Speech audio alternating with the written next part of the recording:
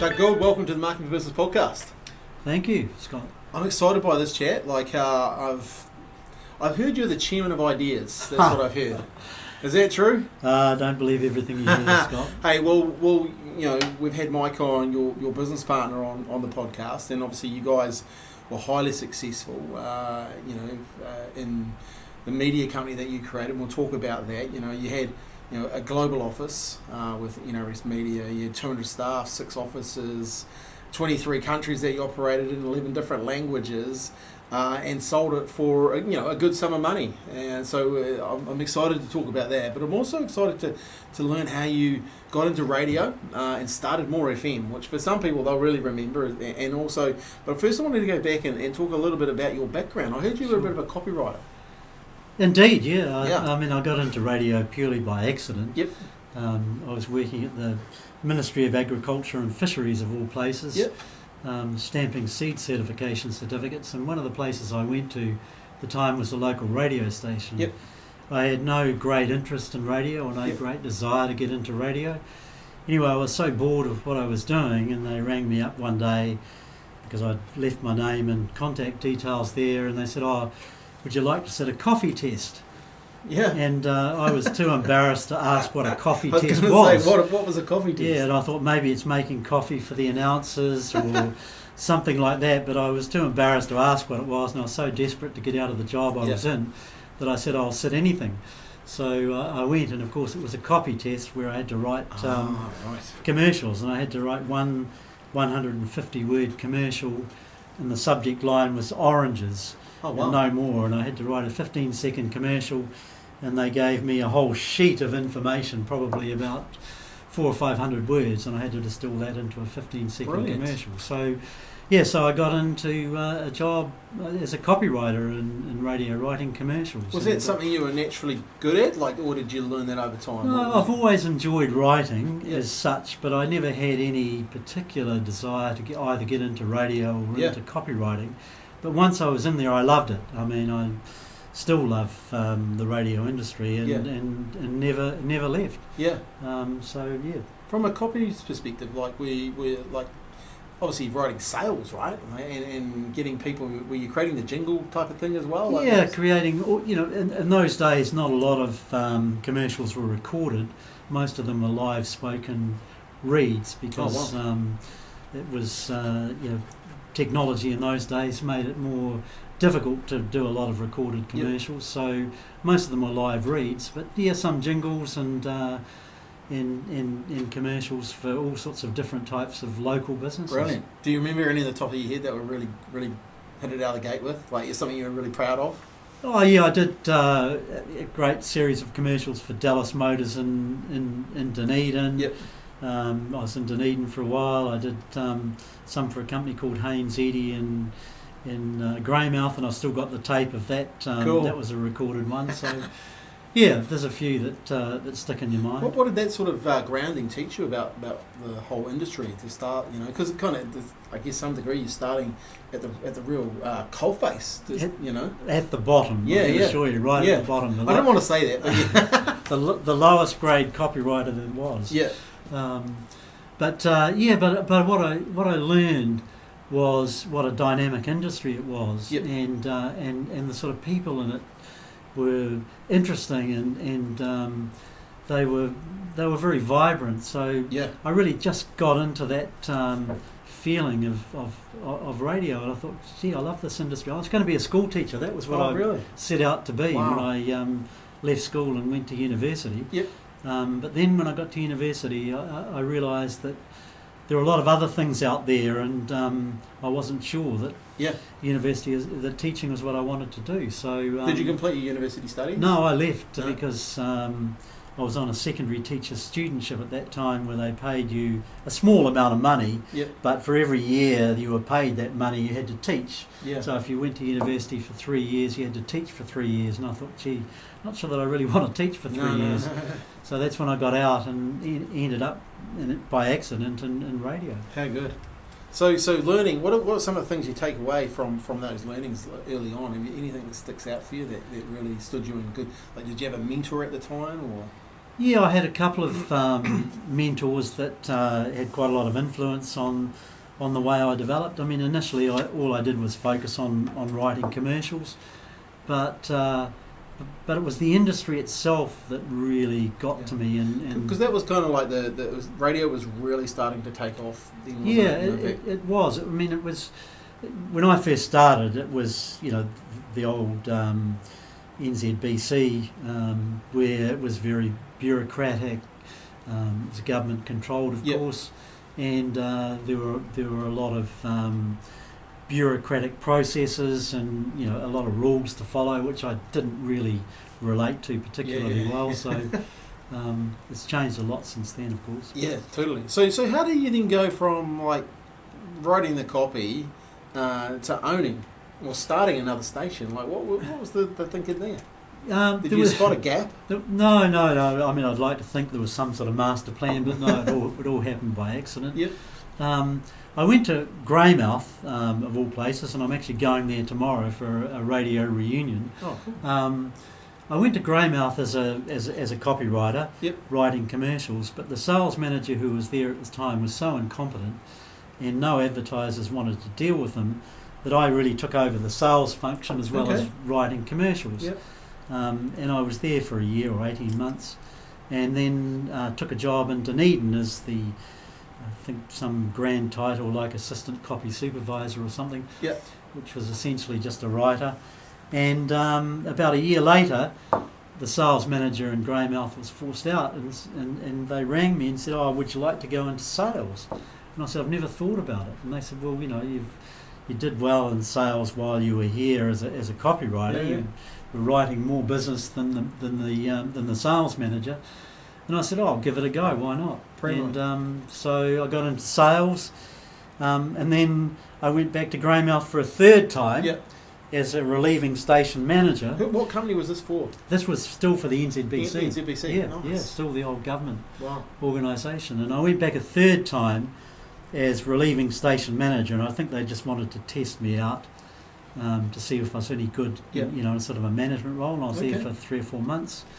And then I got a job as general manager of 2ZM in Wellington, and from there went to managing director of Radio Windy. And then in 1991 the government opened up all of the radio frequencies and put them out for tender, and in this time I'd realised that I really wanted to go my own way, and I thought I'd built up enough knowledge and Why expertise. was that you just didn't like the structures inside those businesses? No, look, in the case of radio, in the case of NZBC, I mean, quite honestly, I left before I was thrown out because I didn't really relate to the sort of the bureaucracy that existed there, and there were so many restrictions and so many processes to go through to get anything done that I got really frustrated. So I sort of rebelled against the head office structure, if you like, and I left before I was thrown out. Thrown out the door is essentially the truth. And I got a job at Radio Windy, which is private radio, private enterprise, and I really enjoyed that. And I would have probably stayed there, but they had some structural changes within that company that left me a bit disillusioned and dissatisfied. So when the radio frequencies came up for tender, I said to a business partner, a partner that was at Radio Windy at the time, Craig Thompson, I said to him, "Why don't we go out and do our own thing?" So essentially, selling those licenses was an opportunity for someone to tender for that. Was it a frequency at the time? You tendered for frequencies, and it was all the frequencies nationwide. So there's a lot of luck involved in that. I mean, that's never happened again. I was going to say it's never happened again. No. I mean, odd frequencies have come up for sale, but this was the wholesale tendering of all of the available frequencies in New Zealand. So right time, right place. Did you have an idea? Right, okay, we're going to start this.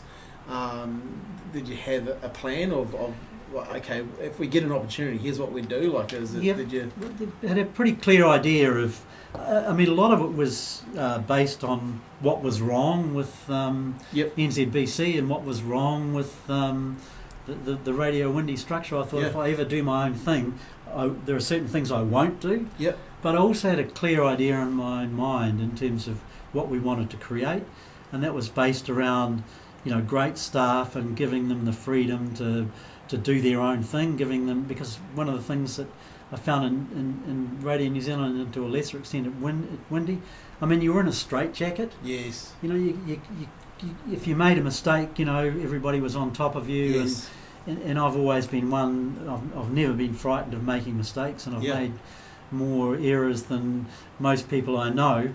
But, fear of failure is never a reason not to do something. Totally. So I wanted to create an environment where people felt free to exercise their own creativity. That's so cool. And do things their own way. And so I had a really clear idea of what I wanted to try and create.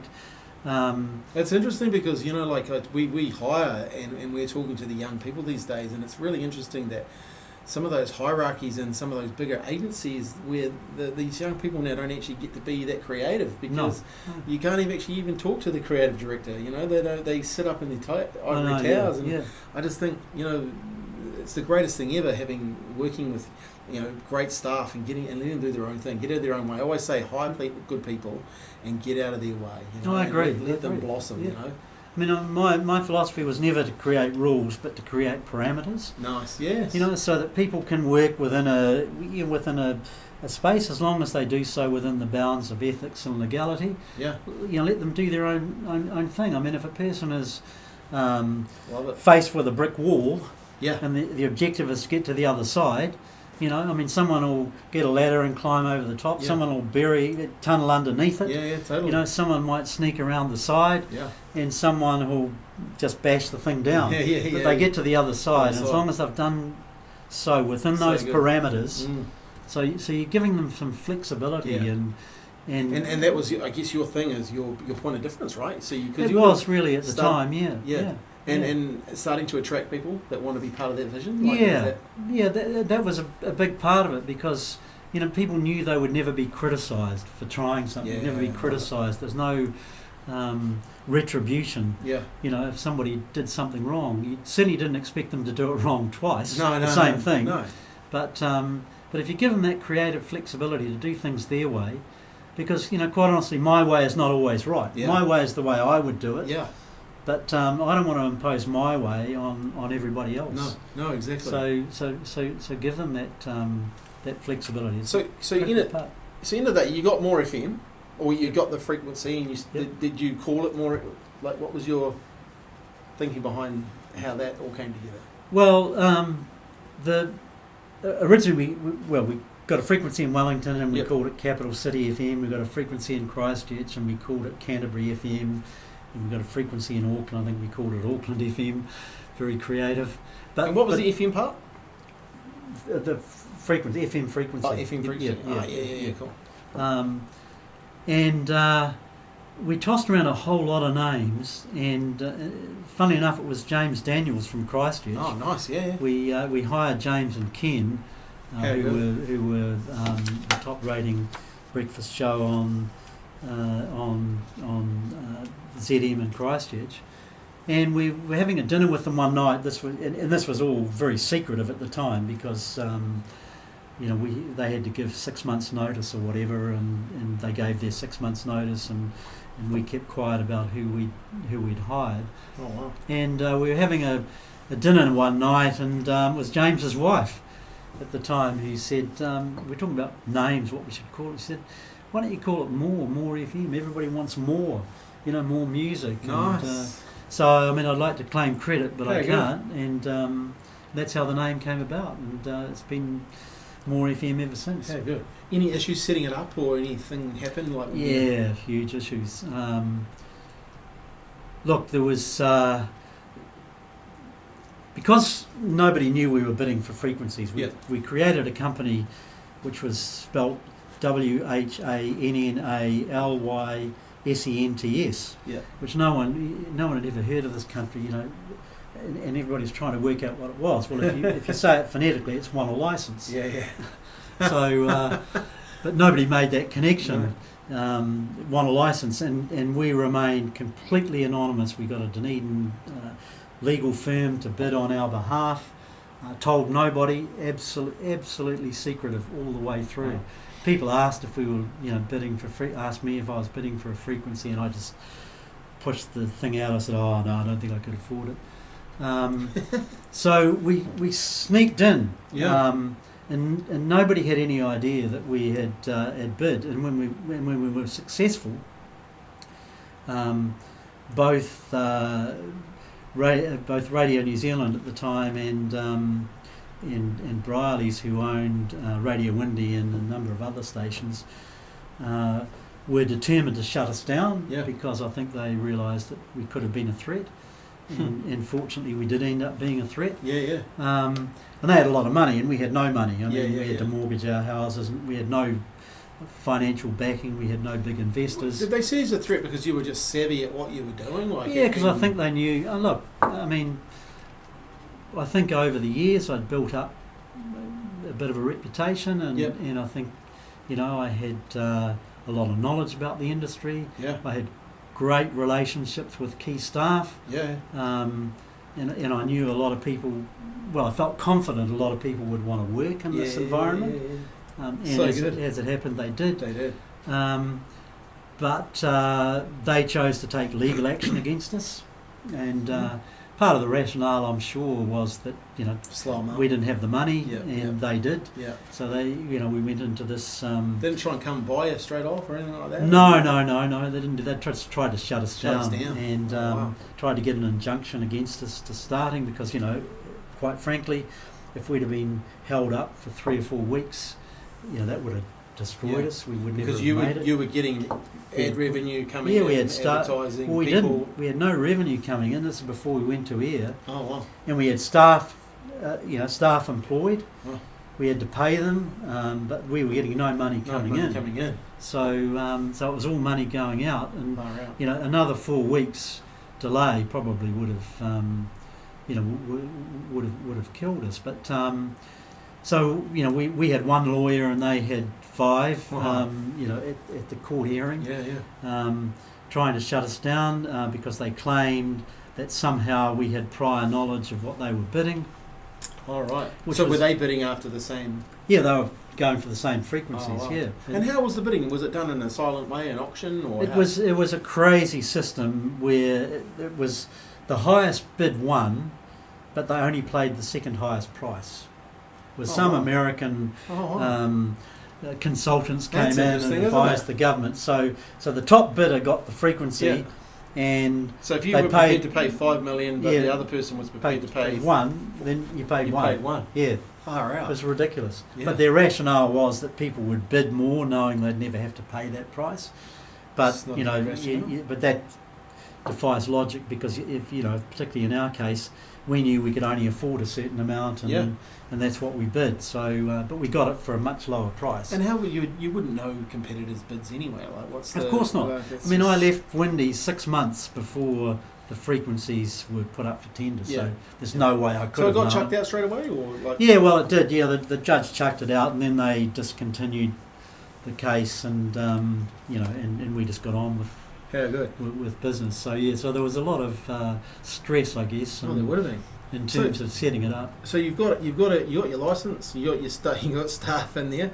Where's your head going as far as, geez, I've got to generate some revenue here? What was the? Yeah, well, I mean, sometimes necessity, creates opportunity, and we didn't have the cash, and we'd mortgaged our houses, could get no bank finance, and had no investors. So, and we had staff, and we obviously had some great staff. So we had to pay them well to get them in the first place. So the dilemma for us was, we could sell advertising, and we pre-sold a lot of advertising.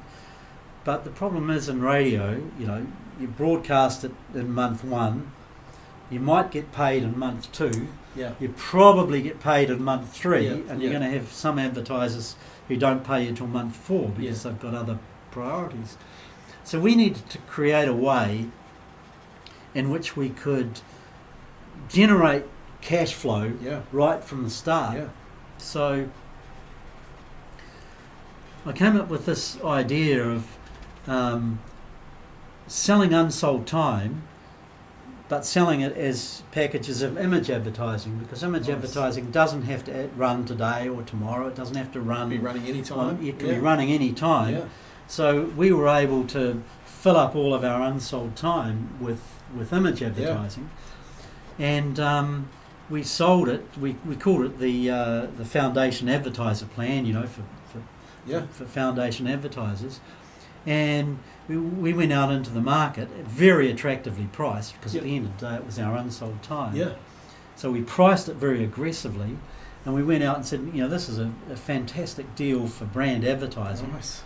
We knew it wouldn't cut across the traditional sales and special events and promotions, because those advertisers need to advertise on a specific day at a specific time. To get to their market. Totally. And it was building up their brand at the same time. So we said, look, this is a really good deal, but there are some conditions attached to it. One is you have to pay weekly in advance by automatic payment. Yep.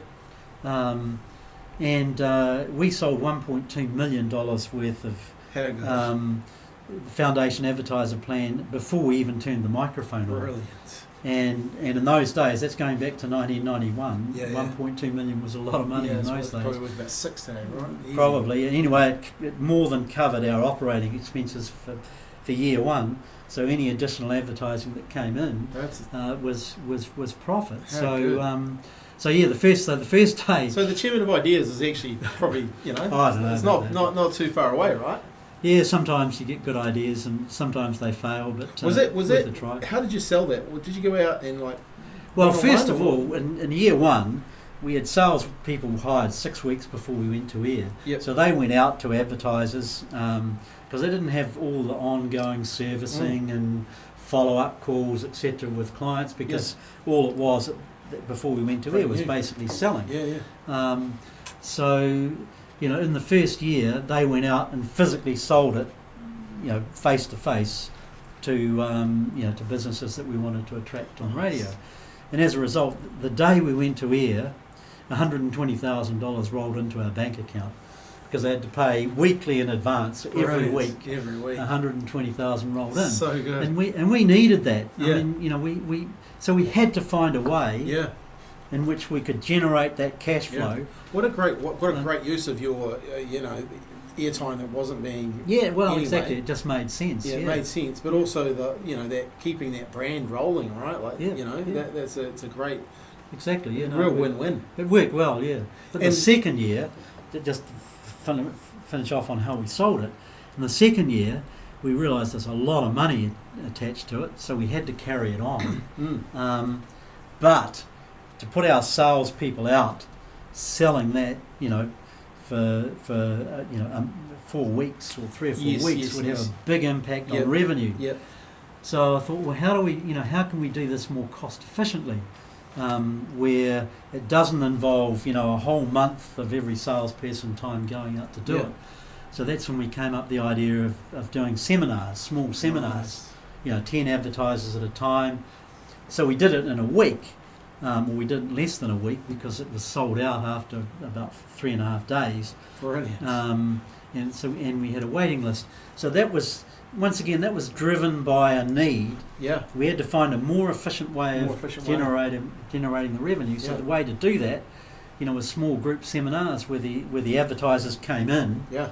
And did they know what they were coming for? Was there hey, you're coming along to get a.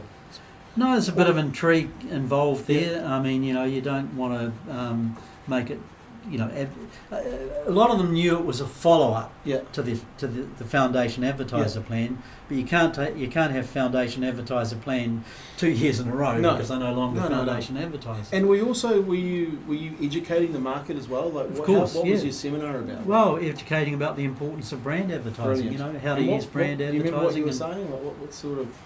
Yeah, well, it was all about brand advertising as a longer term strategy. You need consistency. Nice. It's not about frequency. It's about being there all the time. It's about being consistent. Week in, week out, month in, month out. And we also talked a lot about the benefits of brand advertising and how brand advertising can help call to action campaigns. Yes. You know, because an They all advertiser, stack on each other, right? yeah, an advertiser takes a call to action campaign, they build up frequency and recognition and familiarity. Mm. You know, it peaks and then it drops off again, so Yeah. their awareness is down to zero again. Totally. Whereas if you've got brand advertising and you've got brand awareness, you know, running right throughout the year, when you run a call to action campaign, you've already got that base Yeah. of brand awareness, so your call to action campaign will have that much more impact. Much more impact. And probably be more cost efficient. So we did a lot of it was pretty much educational in terms Yeah. of, you know, how to use branding and the importance of branding and why this very cost efficient product Yeah. would work for advertisers. And back in the day, there wasn't a lot of people teaching people about that sort of stuff. Not right? at all. You know, we've been doing this for a number of years now, and we sort of came up with a formula: consistency of message plus frequency of reach to create relevancy.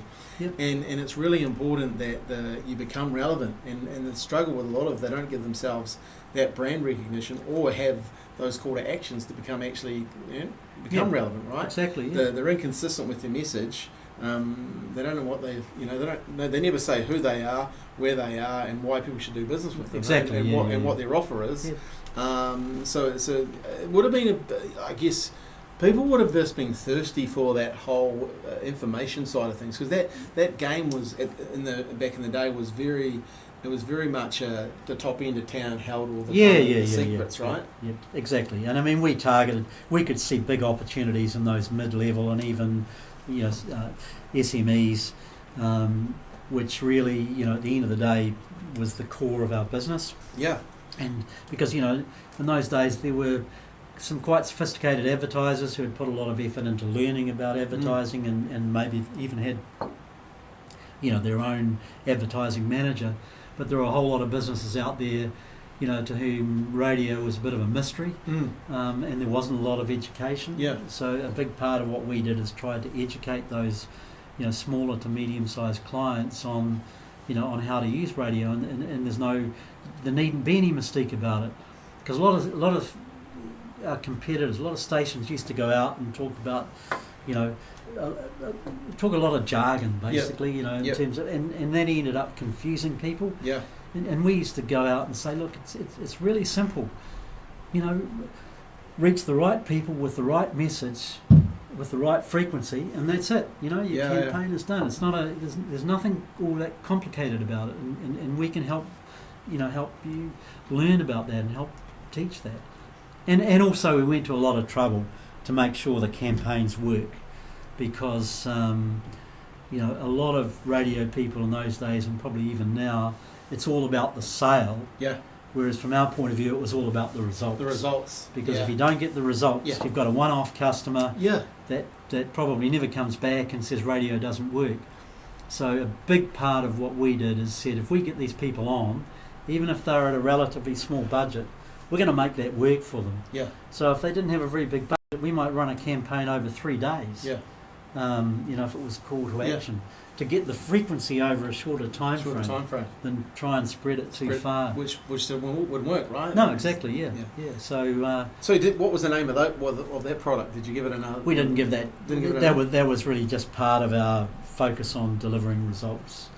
You know, so good for advertising. So what was happening with the staff side of things there? How were you incentivising your teams at that time? Were you doing anything special there? Yeah, we had. Well, all the staff were on a profit share. Everyone from the receptionist up. I mean, how did that work? Like, you made profit, you got share, or how was that? Yeah, it was done on the basis of you know, people got so many shares based on their remuneration. Yep. And the rationale behind that was people who were on the higher remuneration should have had more impact on the profitability of the company. Cool. And one of the things we were very open about. We were open with our staff about revenue, about profit, you know, about costs. You know, we were very transparent in terms of our, you know, the whole operation. Nice. So the receptionist would know what revenue we generated month by month. You know, how it compared to last month. They'd know about where the costs were going. That would have been revolutionary. Probably was, but it's common sense when you think about it, because if staff are informed, they know as much about what's happening within the company as Yeah. any, and it was a private company. Yes. So we didn't have, external shareholders that we had to provide reports to or whatever. So we were able to be as open with staff as we wanted to be. Yeah. Did you find that more buy-in because of that? I think so. Yeah, I think so.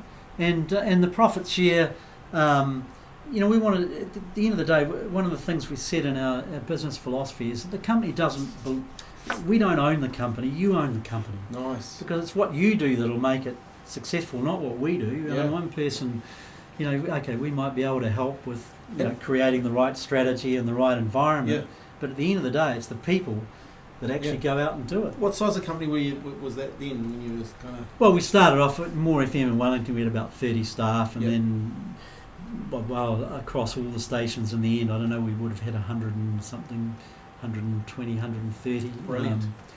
And we also we didn't pay the highest salaries in the business, but we tried to, add other benefits. Profit share was one of them. Yeah. And profit share, ended up being probably about 20% of their income was from profit share. Nice. So it was material, but we also took them on. We took all our staff to London. We took all our staff to Hawaii. We took all our staff to Indonesia, Phuket. And was that with the clients or was that? No, that was just staff. Yeah, brilliant. Yeah, it wasn't a sales exercise. It was purely staff, and life changing for some people, right? Took them to the Gold Coast, Sunshine Coast, Queenstown, but they never knew from year to year. One year we did a trip to Otaki, which is an hour up the road to the local pub at Otaki. The next year we might have done London, so because it never became an expectation. Yes. But our rationale was that it was good business sense. How'd you keep the Otaki because how did you keep the Otaki one silent? Well, they never knew where they were going. Year on year, they had no idea where they were going, and so it never became an expectation. Yeah. But our rationale was that we didn't pay the highest salaries, but we looked after staff in other ways. And those things create memories. You give people extra money, and what happens to it? They spend it on groceries, electricity, paying the mortgage. You take someone to London or Hawaii, what are you doing? You're creating memories. Yeah. And just a couple of months ago, I was talking to an old radio guy, and he said, remember that trip we did to Bali? And he recounted this story about what happened, and I thought to myself, that's 30, 40 years ago. Oh, that's 30 years ago, and here's someone that's sitting in the back of his mind, a great memory from that particular trip. Yeah. But it meant that staff retention, the cost of hiring new staff is enormous. Yes. And you there's every chance you get it wrong. Yes. True. No, definitely. Every chance you get it wrong. So holding on to the people you've got is just so important. Yeah. And we had the lowest staff turnover of any radio station in the country by a big margin. Just logistically, how did you do it? Was it a certain time of year you did that? Because you can't have all your staff out of your business. No. Well, we'd hire, and we did it. We'd make sure it was obviously out of a survey period. Yep. The salespeople, because they were on commission, they sold ahead. Okay. And we had a skeleton staff that remained behind, and we rewarded them. We gave them the option. If anyone either can't go or doesn't want to go, then we rewarded them in other ways. Brilliant. So we had a skeleton staff, but we had no salespeople. We had a receptionist, we had on-air staff, and that was pretty much it. Nice. For a week. You can, and if you plan that, you can do it. Yeah. But the other advantage was that we never had to advertise for staff. Yeah. Because we were seen as a desirable company to work for. Word of mouth would have just... So we had people, we had a list of people who wanted to work for us. Yeah. And if you can create that sort That's of a goal. situation, it's brilliant, because you've got some top talent that are good, available when Yeah. when somebody does leave. So there was a good business rationale behind it Yeah. as well. Where did you get, like, it's a real mindset, right? Where did you learn to, were you always interested in developing people and trying? Absolutely. Yeah. Look, I learned very early on in radio. I mean, the capital is nothing. I mean, it might cost you a bit, but at the end of the day, your business, the people, and when people walk out the door at 6 or 7 o'clock at night, that's your business walking out the door. Yeah. I might say, hey, I've got a great strategy, but that's pretty meaningless. I can't actually implement that. I can't make that work. So it's just logic. The business is the people. It's not like a retail outlet where you've got a whole lot of products, and if people want that product, they come in and buy it. Yeah. I mean, there aren't that many people sitting waiting, queuing up to buy radio advertising because there's so many choices. Yeah, true. So, so I learned very early on that staff are pretty much everything in terms of a media business, and sort of develop that philosophy on people. Get the best people and give them the freedom to do what they do best. I love it. Such a good philosophy, especially in an environment that's probably at the time completely opposite. Some of your competitors would have been completely opposite. Right? They were very structured and hierarchical, and bureaucratic. And I don't know, creatives in any industry, and radio is a creative industry. Creatives need a bit of room to move. Yeah, they do. They don't respond well to being told what to do or being told to do it this particular way. No. Or, because there are lots of different ways to achieve the same end result. Yeah. And look, I don't know, it just developed over time, I guess.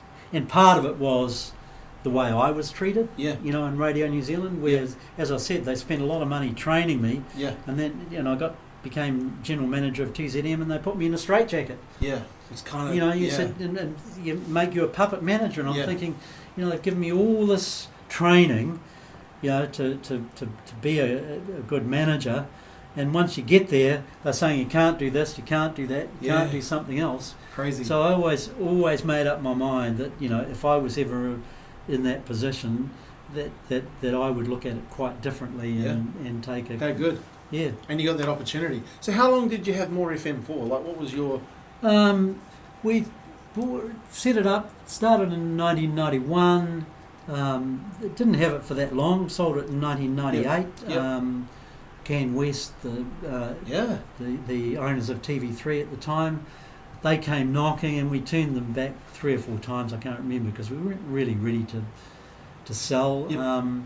But they came back, and at the end of the day, they came back and with an offer that, as they say, an offer we couldn't refuse. Yeah, nice. But at the same time, I was looking at what became NRS Media. We were starting to do a bit of work offshore with Mike, who you've already interviewed, and Brian Duffy.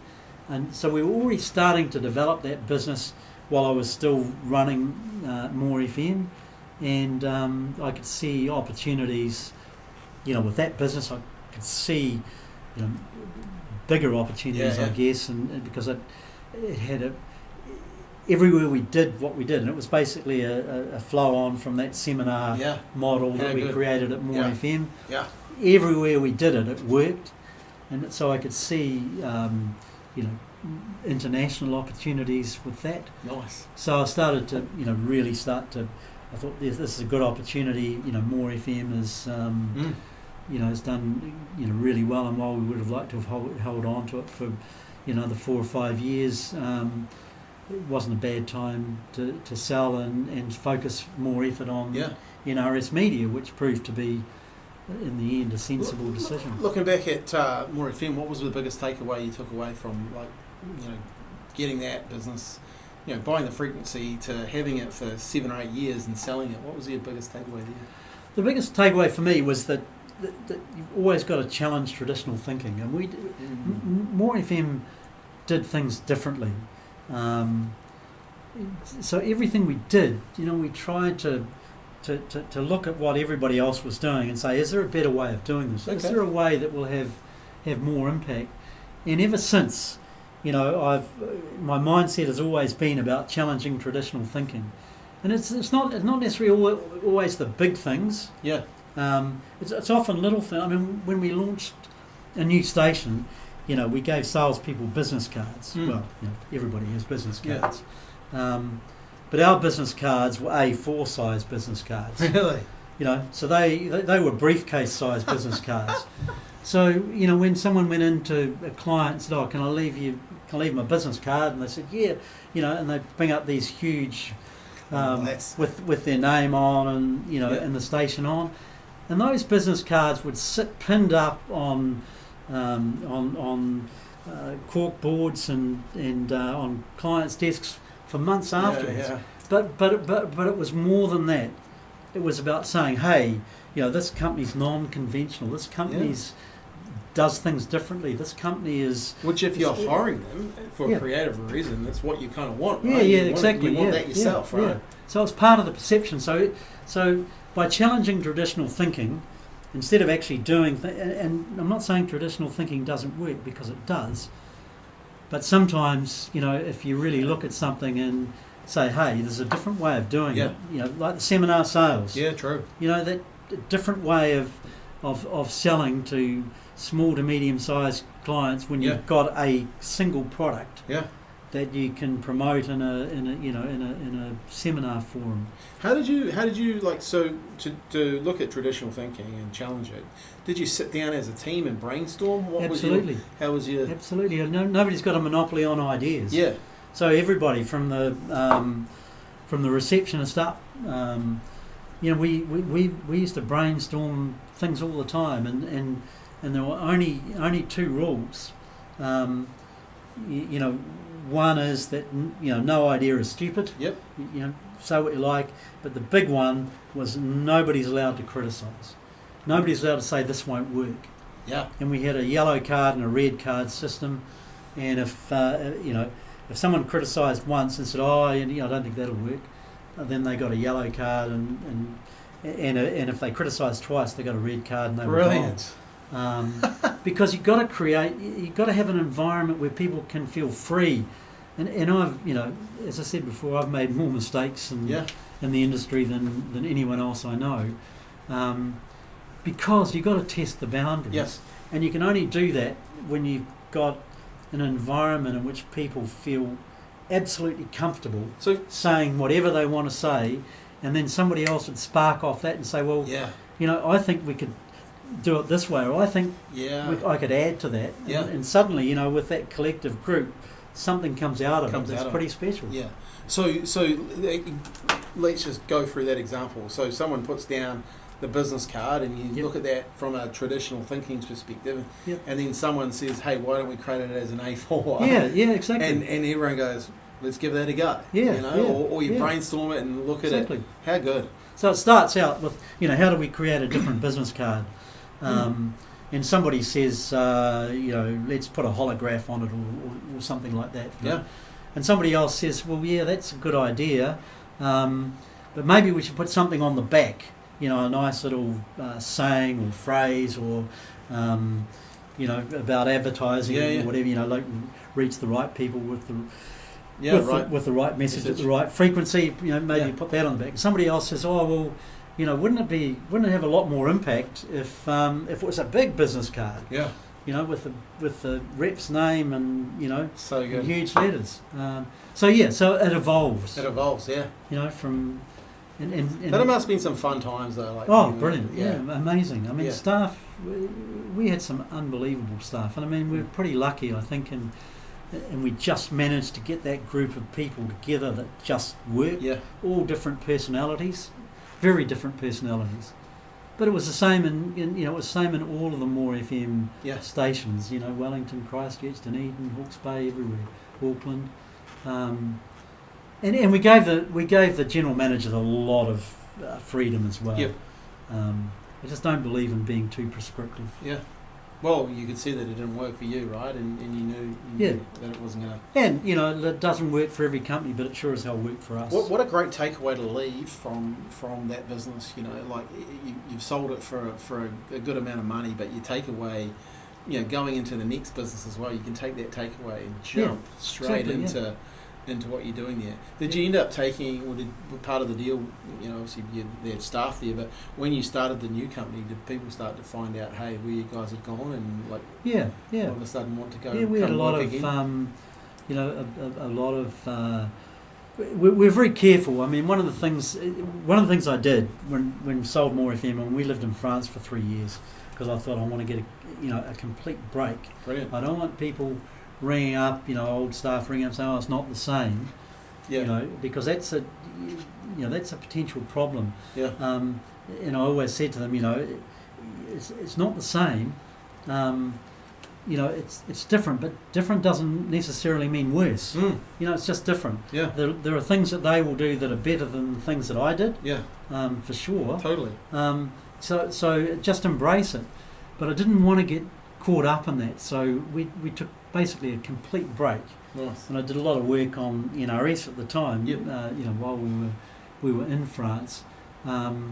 So we didn't take any staff from. And the other thing I was very conscious of is that CanWest had paid a very good price, and while there was no legal obligation not to poach staff or whatever, I didn't want to take any staff from there in the first years. And to be fair, NRS, it was called Persuaders in those days. Yeah. It was a very small company anyway, so we didn't have it only had a few staff, so we didn't really have a lot of staff opportunities. Later on, staff from More FM. So the idea behind NRS Media, what was your core business that you were doing there? You mentioned seminars, and it started out as when I left. I left Windy a year before we bid for the frequencies, and in that year I needed to get some income, obviously, because the government had already flagged that they were going to open up the frequencies. No one quite knew when, and we thought it might be halfway through the year. Yeah. And I think I said 6 months that I left before. But it was actually 12 months that I gave Windy 6 months notice, and then 12 months before the frequencies came up for tender. And I did consultancy work in that time. Yep. And I had some clients in New Zealand, but I thought to get a reasonable amount of income, I really need to look at Australia as well. So I did some consultancy work in Australia, and when we got the frequencies, I had this consultancy business sitting over here that was generating good income, but I was 100% focused on More FM. So I went to Brian Duffy, who I worked with at Windy, and he's one of the partners in NRS, and said, "Brian, I've got all this consultancy work. Would you be interested in entering into a partnership? And I'll provide some of the strategic overview and provide some input, but you deal directly with the clients and do the consultancy work." So we did that, and that worked well for a couple of years. But radio companies don't like paying consultants, number one. Yeah. So it was always pushback when it came to renewing the contract or whatever. And as part of the service we provided, we offered innovative revenue generating concepts. We offered ideas that they'd never tried before, that most of which we'd tried at More FM and proven to be successful. So we started putting some of these in, and they generated a huge, a lot of money for the media company. So one media partner said, "Look," he said, "I don't want to pay the consultants, but I'm happy to pay you a commission on the revenue you generate." Brilliant. So we came to the conclusion that our business shouldn't be a consultancy business, which is very time intensive. Yeah. And we got reasonable income from it, but it was pretty time intensive. we thought, really, we should be in the business of generating revenue Yeah. for media companies and taking a commission, because Nice. there was never any pushback. Yeah. They actually came to us and said, look, we'll pay you a commission on all the revenue on all these ideas you put up. So that's how Brilliant. how that developed. And you didn't then have to have the delivery model there either. Like you sold their packages. Did you package up their packages? Yeah, but we created processes around it, Yeah. and that's really the Nice. driver. I mean, at the end of the day, good ideas are relatively easy. Yeah. What you need is a system to drive them. System. So we had what we call the front end and the back end. The front end were the creative ideas. The back end was the engine that drove those. Yeah. If it's a seminar sales model, then you've got all these systems and processes that sit in behind that Nice. to make sure it's successful. So while we were offering some of our consultancy clients these revenue generating concepts, at the same time we were creating systems around them, Yeah. because we really it had to be a paint by numbers. Yeah. You put them in there and you say, hey, here's what you got to do to make this work. Yeah. So we created these. Were you these looking at systems. this going, think we're going to take this global? Like, is that what we were? Yeah, I thought the opportunity was there,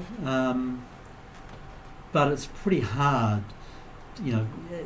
There's always a lot of not criticism, but there's always a lot of feeling that you're from New Zealand, you're from a small company, how can you know more than we do? Yeah. So it was always a bit of a battle, but I could always see opportunities, and we got into the States, and we lost some money in the States to start with, but we managed to get some clients in the States, and that was really the springboard. Yeah.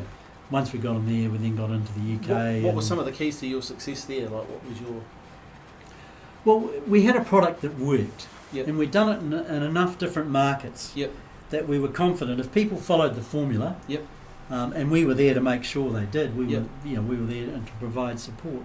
If they followed the formula, the results would come, and we got it to a point where we could pretty much predict plus or minus 10% what sort of revenue they would Brilliant. generate. So we could go in there and say, we reckon. And you that can was generate. the seminar model. Yeah. So how many people in the room you knew kind of? Yep. We knew we created some metrics around that gave us a pretty good idea of what sort of revenue potential was in each market. So we were able to go in there and say, we think this market's worth whatever, and we understated it a bit, so that we always overperformed. Looked good. And so we knew the product would work, and once we got into the States, the States is a hard market to get into, but I'll tell you what they're really good at. They're really good at referrals. Yep. You do something and it works, and they say, hey, you should go and talk to this guy. Nice. Or you should go and talk to this guy. Or I'll ring him Yeah. and let him know he needs to talk to Brilliant. And so were you dealing with the radio? you. Radio to start with, Yep. but then we got into television. In fact, in the States, our biggest market was television, because over there, television is more local. There's all these Totally. local television stations that rely on local direct revenue. So So were you looking at a new way of selling as well? Yeah, Like, yeah. The products that you were packaging. I remember talking to Mike, and he said like some advertising was sold in, say, a 6-week pack, and you guys looked at more of a longer term. Yeah, And absolutely. then once again, educating the market on the the brand and also the call to actions, and so that was the formula that you. Absolutely. I mean, people said, oh, you can't sell 12-month contracts, and you sure as hell can't sell them within the space of a 20-minute seminar or a 20-minute presentation. But the fact is, you can if the product is right, if the offer is right, the product is right, and you've got the presentation that covers all the objections that people might have, and also you create scarcity and urgency. Yeah. You can. And So we good. did. Yeah. And the radio guys, all the TV, all these media channels must have loved you guys coming in. Yeah, they did. Yeah. Because there was no risk then, right? No. Whatever whatever you guys sold, they got a cut and you got a cut. Yeah, we got exactly. It was a typical win-win situation, because the risk, there was no risk to them. No. And obviously paint by numbers as well. So you systemised it, so it could be set anywhere, right? Absolutely. So what countries were you in? Like, obviously in the States, you went to London. Okay, we're in South America. We're in 3 or 4 countries in South Brilliant. America: Brazil, Argentina, Colombia. We had an office in Bogota in Colombia. Yeah, good. And And Chile. We were in Chile. were you selling licenses to those areas, or you were operating? No, as we the were business? operating it ourselves. Yeah, Wow. quality control was really Yeah. important. But to be fair, in South America, it was mostly serviced out of the US. Yeah, They'd fly down and brilliant. do a gig there. So we were in Canada. Obviously, we had a big office in Toronto. Were you guys living up there at the time, or were you still operating from New Zealand? No, still operating from New Zealand. Mike used to go up over to the States when we first started in the States. He'd spend 2 or 3 months at a time Yep. in the States and come back. But no, we were still based in New Brilliant. Zealand. And we're in heaps of European countries, Yep. and Eastern European as well as Western European countries. Obviously the UK and Ireland, South Africa. So, Big footprint in South Africa, Namibia. Yeah. and getting to that level, you're starting to create waves in that industry. Were people then starting to look at you guys and going, "Hey, what are these guys up to?" And did you start getting some offers rolling in? Yeah. That's that's the old story. People. Talked about fear of failure before, Yeah. and it hasn't. I've failed lots of times, but the funny thing is that even if there's no risk, a lot of media companies say, "Oh, what if it doesn't work?" Yeah, Even though the risk is not really on them. not on them.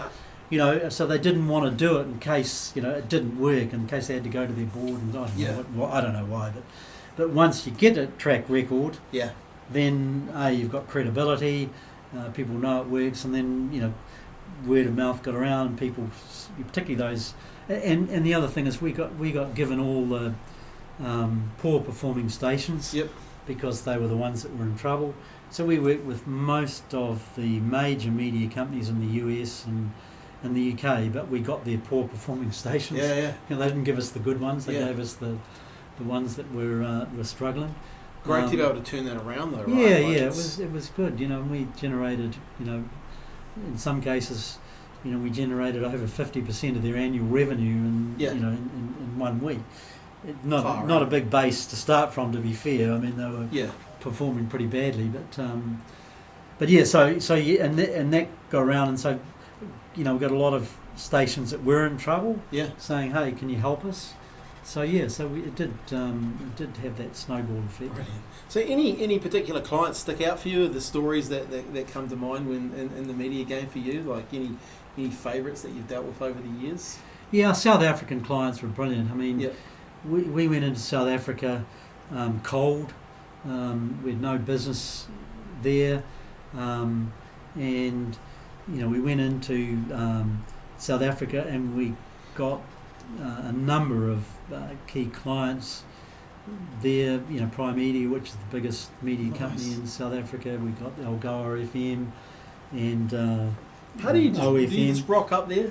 No, we did a lot of big communication strategy. Yeah. Look, it's no different than selling anything. You've got to build credibility. You've got to have a communication strategy. You've got to have the traditional 7 points of contact. Yeah. So we did a lot of work. Yeah. Building up. But some of those clients stayed with us they were with us until we sold the company. Brilliant. And a lot of them are still personal friends that keep in touch with. So Nice. So I think the South African clients were brilliant, but and we had some great clients in the US. The US as well. Everywhere really. Yeah. Different challenges and all those different areas too. Like that they are. But the principles remain the same. Yeah. I mean, if a product works and the process works, then it will work anywhere. You might need to adapt certain things to suit the market. There were market differences. But you go into a market and you talk to manager or the salespeople, they say our market is different. Yes. Every market is different. Yeah. But in reality, if you if you have a system and you do things right, it'll work. And Yeah. What do you say then to, inspiring your young business owners or even just business owners? They've got some ideas and they're thinking, what would be your advice? Knowing what you know now, built up, 2 successful companies and exited them, and you're still in the game doing stuff. Like, we're setting up a new company at the moment. Yeah, good. So what do you say to those? What's some of your advice for the people these days? Because media's got definitely, like. I remember talking to Mike James from Novus, a client of ours for 9 years now. When he first started out, there was one TV station. And now look how disjoint or how fragmented that all is, right? Like there's so much people can do, right? Yeah, absolutely, yeah. Look, I think the thing in any business is, is to stick with it. I mean, if you've got a good idea, it mightn't always work the first time. And we had some trial and experimentation with with what we did. But just because it doesn't work once doesn't mean to say it's not going to work. No. And so you got to be prepared to to stick with something. And if it's conceptually sound, just keep going until you can make it work. Yeah. And you've got to have, and also think, I'm a great believer in challenging traditional thinking, not getting rid of what worked in the past simply because it is traditional, but looking at how you can do it better or how you can build on traditional thinking. Because if you want to create something different and you want to make a mark, in business, you've got to have a point of difference. Yeah. Yeah. If you just keep doing the same as all your competitors are doing, then you could do okay. But if you really want to take your business, to another level and and expand it, you really have to have a point of difference. You have to promote it well. You have to do the basics well. It's a combination of all those things. And above all, you have to have good people to make it work. Yeah. And get out of the way. Get out of the way. Give them the boundaries, the parameters, as you said. I think that's really, really, really key. Point of difference is key too. Sitting down and actually thinking why people should buy from us. What are we doing that's different here? Looking at, as you say, those little things. I was saying small hinges swing big doors. Yeah. It's always the little things that you can look at, and think some thinking time around that. I don't think enough time is spent thinking these days. No, I agree. So what do you do? What are you looking at now? Is that top secret, or are you working on a few things? No, we're looking at a completely different sales model for media. I mean, the seminar sales, have reached their use by date. Yeah. They it's like anything. When we first did it, it was so exciting. Yes. We'd go into. I can't think of a market that we went into where we didn't have a waiting list. Yeah. Waiting list of advertisers if someone drops out. Yeah. And the success rates, we would get 60 or 70% of the people who said they would turn up. We'd get 60 or 70% of those people buying. Now, you might get 30% turn up. Because it's now old hat. It's now everybody knows these offers, come into the market. They're time poor. They know what they're going to be exposed to, and they don't necessarily like to be, sold to in that type of environment.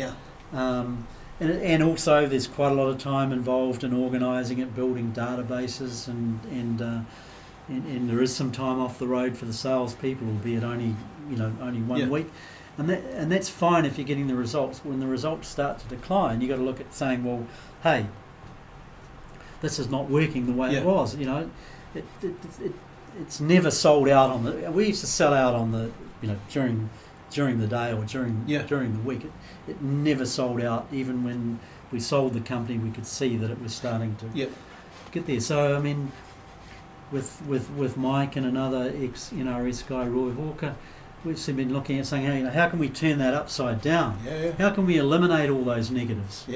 The time involved in seminars, the lower response rates, time off the road for salespeople, and there is a cost involved in running a seminar. Yeah, totally. And you have to do it. You can only do it once for 1 week. So how do we turn that upside down? So we've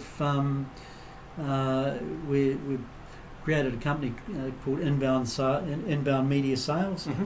So it's all about inbound sales, which is all done remotely. So, Yep. so sales coming into the media company, not the media company going out. Going out, nice. And no media company in the world is doing it at the moment. So, so a lot of it revolves around content. You know, we've got the Common Sense Guide to Radio Advertising Yep. Works. So we provide content, you know, to new and lapsed advertisers. You know, they in turn interact by downloading the radio guide, and then we've got a whole lot of other content. Nice. So we draw them in, Yeah. and then we can make an offer to them. So we'll see how it goes. Yeah. Exciting to see a new model though. Like, you know, it's Well, it's completely different. It's yeah. turned the old model upside down. Yeah. And to be fair, you know, seminar when we first started the seminar methodology, I mean that was really new, Yeah. and in a way that revolutionised Yeah. the way radio was sold. 'Cause Totally. every station or every media company in the world now has their own version of that. Yes. They didn't necessarily use NRS Media, No. but they'd steal the idea and do Yeah. it themselves. So that sort of, but it really has got to a point where performance is declining, and Yeah. you know, sales are declining, attendance rates are declining. So it's time to look at something completely different. Nice. So you, from your own point of view, you've written a couple of books now as well. Like, Yeah, that's a bit of a hobby. I mean, I've always loved writing, so so I've written a couple of books that seem to have done pretty well. So nice. Yeah. And what sort of space have they been in? They're true World War II stories. Oh, I did write a business book about 20 years ago called Yep. Fun is a Serious Business. Nice. Because I think fun in the workplace Fun is a serious business. is a critical component. Yeah. And that's what we tried to create at More FM. People spend more time at work than they do Totally. doing anything Yeah, else. I want to read that book. So I'll send you a copy. Brilliant. Because if you can have fun in the Yeah. workplace, Yeah. it just creates a different environment. It Yeah. takes away a lot of the stress and pressure, and when people can have a laugh. Yeah. Laugh at themselves, laugh at me because I deserve it. Then it's a good environment for totally. people to be in. So Yeah. fun is a serious business. That was a business book I wrote I can't remember, a long time ago. That's outstanding. But I've written a couple of true World War II stories that Nice. have been published in various countries. So yeah. That's brilliant. And this has been a fascinating chat. Like one thing I probably want to, as we wrap this up, is this thing here would be a group of, we've got a lot of business owners listening. What would you say to them about, looking at their advertising and marketing these days? What are some of the things you think they should be looking at? Well, I think the critical thing is, with any advertising or marketing, be consistent. Consistent message. You might change the offer, but but be consistent. So, it's and also whether that's the jingle, whether that's the same voice, whether that's the same background effects or whatever. Yep. Make sure that people can instantly recognise Yeah. who that advertiser is, Yeah. and do it for years, not months. Yeah. The thing about it is, by the time a business person is getting sick of it, that's about the time it's starting to work. Yes. So you need to be consistent. You need to make sure that in any advertising, certainly in radio advertising, you can only promote one single Yep. benefit, and make sure you identify what it is about your business that is that point of difference that does give people a reason to buy from you. Yeah. Because a confused rather than mind your never buys, competitors. eh? No, exactly right. Yeah. Nice. So I think that that just getting across that single point and hammering away at it is just so critical. In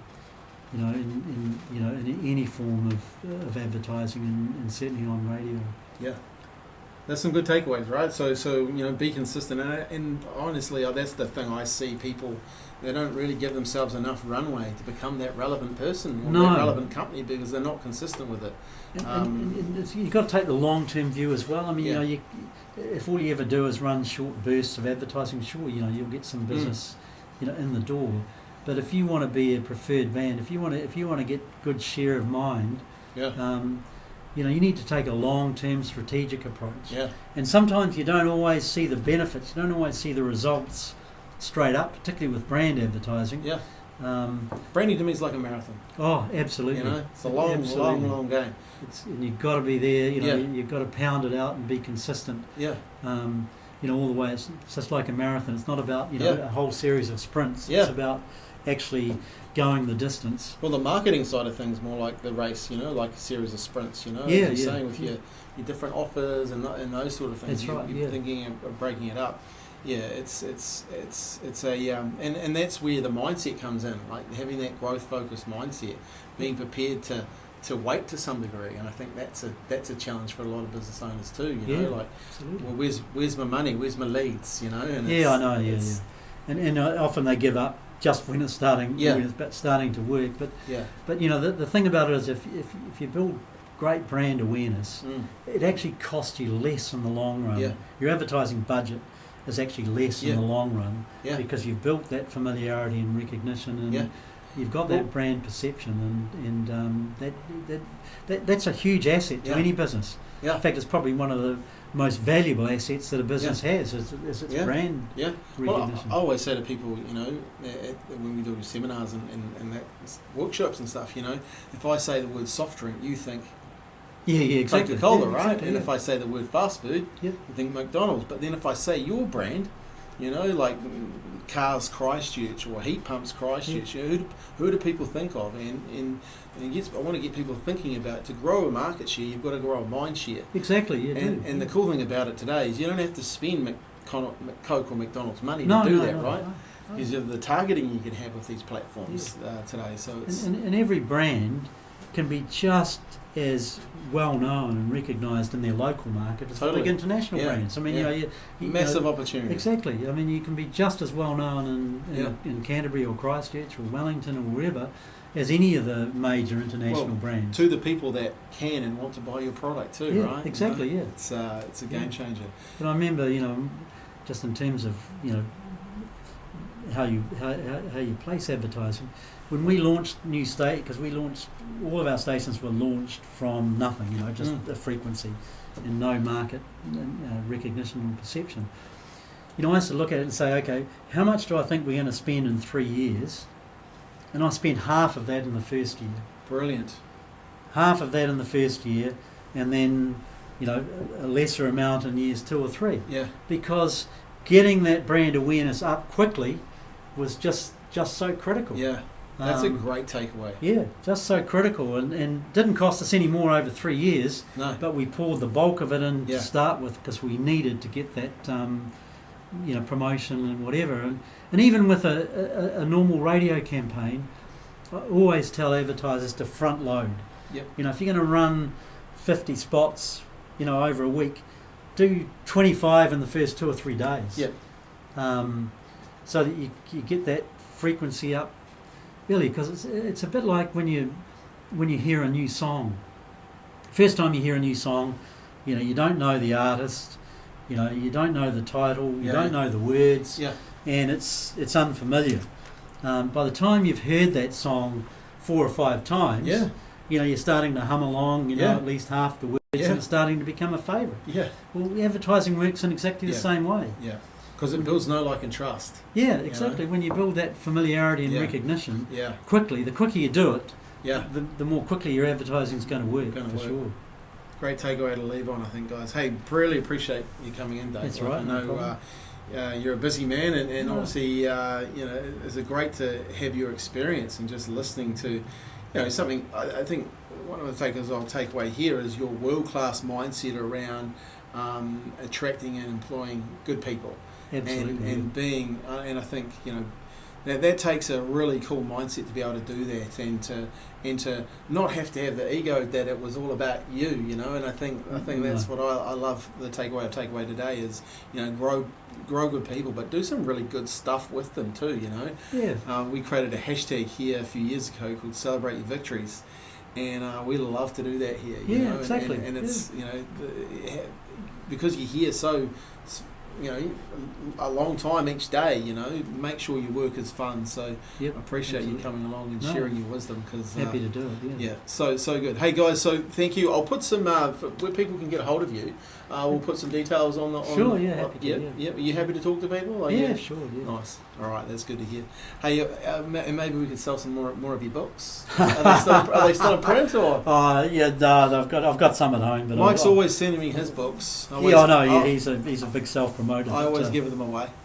People need to know about sales. Definitely. Yeah, I agree. I look forward to reading your book. So hey, really appreciate your time, guys and girls. Thank you for listening to the Market for Business podcast. This has been a great episode. I think this is one you really should share. So please do that for us. Just share the podcast with another business owner.